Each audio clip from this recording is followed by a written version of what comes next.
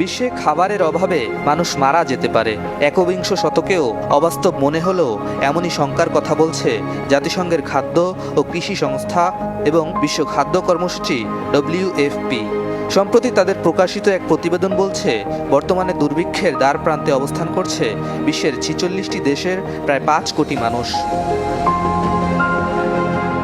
বিশ্বজুড়ে খাদ্য নিরাপত্তাহীনতায় ভুগছে 81টি দেশের প্রায় 27 কোটির বেশি মানুষ। এবছরের শেষ নাগাদ এ সংখ্যা ছাড়াতে পারে 32 কোটি। প্রতিবেদনে আরও উঠে এসেছে 20টি দেশের তালিকা, যেসব দেশকে বলা হচ্ছে হাঙ্গার হটস্পট। আগামী জুলাই থেকে সেপ্টেম্বরের মধ্যে চরম দুর্ভিক্ষে পড়তে পারে এ দেশগুলো। এ তালিকায় আছে যুদ্ধ কবলিত ইউক্রেন, তালেবান শাসিত আফগানিস্তান ও ঋণে জর্জরিত শ্রীলঙ্কার নাম। এ তালিকার অতি ঝুঁকিতে আছে 5টি দেশ। ক্ষুধার তাড়না